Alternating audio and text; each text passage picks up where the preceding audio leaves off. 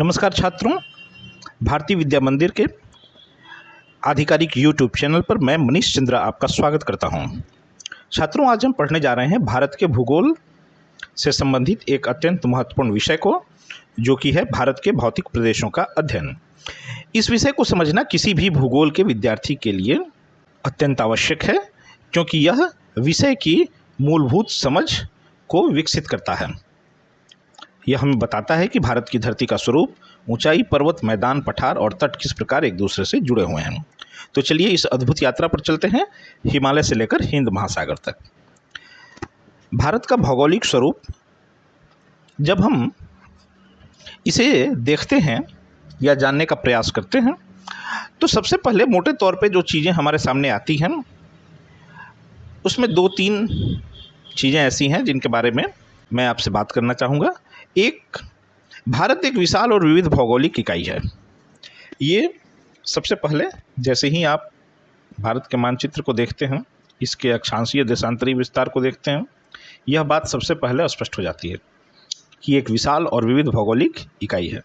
उत्तर में ऊंचे हिमालय पर्वत हैं, दक्षिण में विस्तृत प्रायद्वीपीय पठार, पूर्व में हरित वनों से आच्छादित पहाड़ियाँ हैं और पश्चिम में मरुस्थलीय क्षेत्र। भारत की यह विविधता ही इसे एक प्राकृतिक प्रयोगशाला बनाती है। भूआकृतिक दृष्टि से भारत को 6 प्रमुख भौतिक प्रदेशों में बांटा गया है: हिमालय पर्वत क्षेत्र, उत्तरी मैदान, प्रायद्वीपीय पठार, मरुस्थलीय क्षेत्र, तटीय मैदान और द्वीप समूह। अब हम इन सभी प्रदेशों का क्रमवार विस्तृत अध्ययन करेंगे। सबसे पहले हिमालय पर्वत क्षेत्र। हिमालय शब्द का अर्थ है हिम का आलय, अर्थात बर्फ का घर। यह पर्वत श्रृंखला विश्व की सबसे ऊंची पर्वत श्रृंखला है और भारत की उत्तरी सीमा पर 2400 किलोमीटर तक फैली हुई है। इसकी औसत चौड़ाई 240 से 320 किलोमीटर तक है।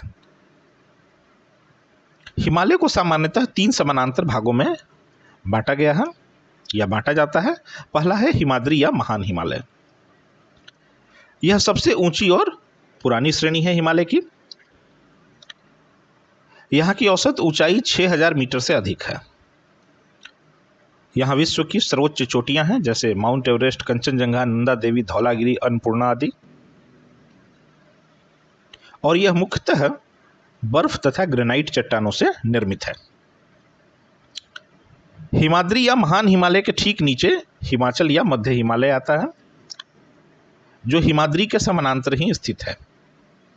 इसकी ऊंचाई 3700 से 4500 मीटर तक है और इस क्षेत्र में सुंदर घाटियां हैं, जैसे कश्मीर घाटी, कांगड़ा घाटी, कुल्लू घाटी। यहाँ कुछ प्रसिद्ध पर्यटक स्थल भी हैं, जैसे शिमला, मसूरी, नैनीताल, दार्जिलिंग। तीसरा है शिवालिक श्रृंखला। यह सबसे नई और निचली श्रेणी है, जो कि हिमाचल के बाद आती है, यानी हिमाचल से भी नीचे शिवालिक श्रृंखला है। इसकी ऊंचाई 900 से 1200 मीटर तक है। यहाँ चौड़ी घाटियाँ मिलती हैं, जिन्हें दून कहा जाता है, जैसे देहरादून और पटली दून आपने सुना ही होगा। हिमालय की सबसे बड़ी विशेषता यह है कि यह भारत की जलवायु को नियंत्रित करता है। यह ठंडी साइबेरियन पवनों को भारत में आने से रोकता है और मानसूनी वर्षा में सहायक है। साथ ही भारत की अधिकांश नदियों का उद्गम स्थल भी हिमालय है। अब हम बात करते हैं उत्तरी मैदान की। हिमालय से निकलने वाली नदियों द्वारा निर्मित यह मैदान भारत के सर्वाधिक उपजाऊ क्षेत्रों में से एक है। यानी उत्तरी मैदान का जो निर्माण है वह हिमालय से निकलने वाली नदियों के द्वारा हुआ है। इन नदियों की जो मिट्टी है उनसे यह मैदान बना है। यह पश्चिम में पंजाब से लेकर पूर्व में असम तक लगभग 2500 किलोमीटर लंबा और औसतन 150 से 300 किलोमीटर चौड़ा है। उत्तरी मैदान मुख्यतः 3 नदी प्रणालियों द्वारा निर्मित है। सिंधु प्रणाली, जिससे पंजाब और हरियाणा में मैदान का निर्माण हुआ है। गंगा प्रणाली, जिससे उत्तर प्रदेश, बिहार और पश्चिम बंगाल में। और ब्रह्मपुत्र प्रणाली, जिससे असम में उत्तरी मैदानी भाग का निर्माण हुआ है। इन मैदानों को 3 भागों में बांटा जाता है। भाबर क्षेत्र, जो कि पहाड़ों के तल पर कंकड़ीली भूमि का क्षेत्र है। आप इस चित्र में भी देख पा रहे होंगे भाबर क्षेत्र को, ठीक पहाड़ के नीचे उसके तल पर है। इसके पश्चात कौन सा क्षेत्र आ रहा है? तराई क्षेत्र है, जो जलोढ़ मिट्टी से युक्त दलदली क्षेत्र है। और तत्पश्चात खादर और बांगर, जो कि बाढ़ से बनी उपजाऊ मिट्टी है। यह क्षेत्र भारत का अन्न भंडार कहा जाता है, अर्थात उत्तरी मैदान जो है यह भारत का अन्न भंडार कहा जाता है, क्योंकि यहाँ गेहूँ, धान, गन्ना और दलहन की बड़ी सघन कृषि होती है। इसके अलावा चूँकि यहाँ खेती है, ज़मीन बिल्कुल समतल है, बड़ी बड़ी नदियाँ हैं, सिंचाई की सुविधा है, तमाम व्यापारिक केंद्र हैं, इसलिए यहाँ पे आबादी भी काफ़ी सघन देखने को मिलती है। अब हम बात करते हैं प्रायद्वीपीय पठार की। भारत का यह सबसे प्राचीन भौगोलिक क्षेत्र है प्रायद्वीपीय पठार, और भूवैज्ञानिक दृष्टि से अत्यंत स्थिर भी है। हमने पिछले वीडियो में भी चर्चा की है कि यह सबसे स्थिर भाग है। यह क्षेत्र त्रिभुजाकार है, अर्थात त्रिभुज की आकृति का यह क्षेत्र है, और लगभग 43% जो लैंड एरिया है यानी भूभाग है भारत का, उसमें यह विस्तृत है।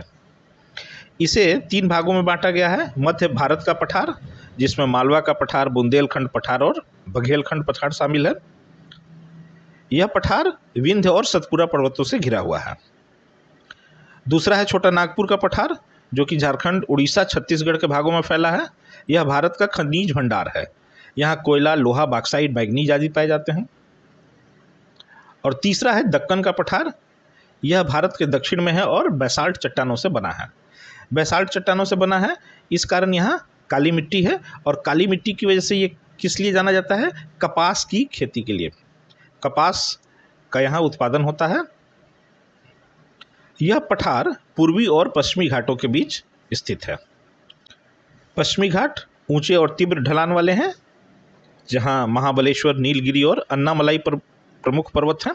वहीं पूर्वी घाट अपेक्षाकृत निम्न और असंलग्न है। असंलग्न इसलिए है क्योंकि तमाम जो नदियाँ इधर बहती हैं बंगाल की खाड़ी में जाकर के मिलती हैं, उन नदियों के कारण यह क्षेत्र काफ़ी कटा छटा है। अब हम मरुस्थलीय क्षेत्र की बात करते हैं। भारत का मरुस्थल, जो कि थार मरुस्थल है, राजस्थान के पश्चिम में स्थित है। यह क्षेत्र अरावली पर्वत श्रृंखला के पश्चिम में फैला हुआ है। यहाँ की मिट्टी बालू युक्त है और शुष्क है, और ये इसलिए है क्योंकि यहाँ काफ़ी कम बारिश होती है। लगभग साल में 100 से 150 मिलीमीटर की बारिश होती है। यहाँ जैसलमेर, बाड़मेर और बीकानेर जैसे प्रमुख स्थान देखने को मिलते हैं। यहाँ की प्रमुख विशेषता है बालू के टीले, सूखी झील और मरुस्थलीय वनस्पति। इंदिरा गांधी नहर परियोजना ने इस क्षेत्र में कृषि और बसावट को संभव बनाया है। पहले यहाँ खेती न के बराबर ही होती थी, लेकिन इंदिरा गांधी नहर के बनने के बाद से अब इस क्षेत्र में धीरे धीरे खेती भी होने लगी है और लोग भी अब बसने शुरू हो गए हैं। अब बात करते हैं तटीय मैदान की।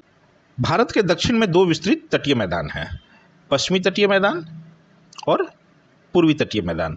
अगर हम पश्चिमी तटीय मैदान की बात करें तो यह अरब सागर के किनारे स्थित है, संकरा है, पहाड़ी है, और इसमें 3 प्रमुख भाग हैं।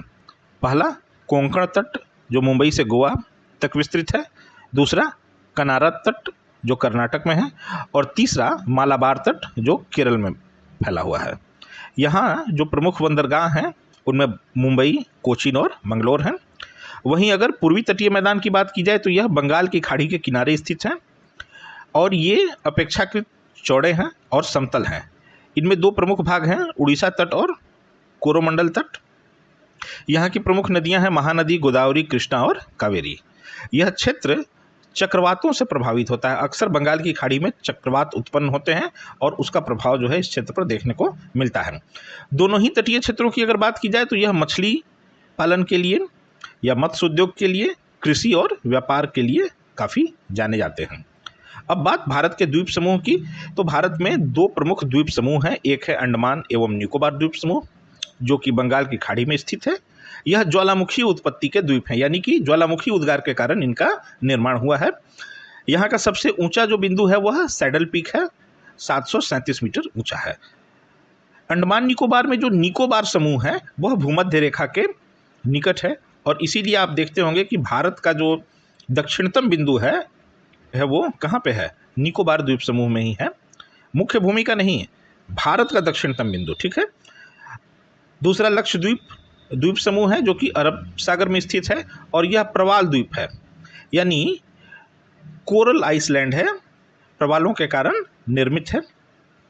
यह द्वीप न केवल सामरिक दृष्टि से बल्कि पर्यटन और जैव विविधता की दृष्टि से भी महत्वपूर्ण है। आपने देखा होगा कि जब हमारा विवाद चल रहा था उधर मालदीव के साथ, तो प्रधानमंत्री ने लोगों से अपील भी की थी कि आप जो है लक्षद्वीप आएँ, यहाँ घूमने के लिए आएँ, यह काफ़ी खूबसूरत है। ठीक है, तो निष्कर्ष रूप में देखें तो हम यह कह सकते हैं कि भारत का भूगोल अत्यंत विविधतापूर्ण है। हिमालय की ऊंचाई से लेकर सागर की गहराई तक और रेगिस्तान की सूखी रेत से लेकर हरे भरे मैदानों तक भारत का हर भूभाग अपनी अलग पहचान रखता है। भारत के भौतिक प्रदेश न केवल प्राकृतिक दृष्टि से महत्वपूर्ण है बल्कि हमारे समाज, संस्कृति, जलवायु और अर्थव्यवस्था को भी आकार देते हैं। तो आज के लिए बस इतना ही। अगर आपको यह वीडियो जानकारीपूर्ण लगा हो तो इसे लाइक करें, चैनल को सब्सक्राइब करें और वीडियो को शेयर करना बिल्कुल ना भूलें। अगले वीडियो में हम चर्चा करेंगे भारत की प्रमुख नदी प्रणालियों की और उनके आर्थिक महत्व की। तब तक के लिए अपना ध्यान रखिएगा। धन्यवाद।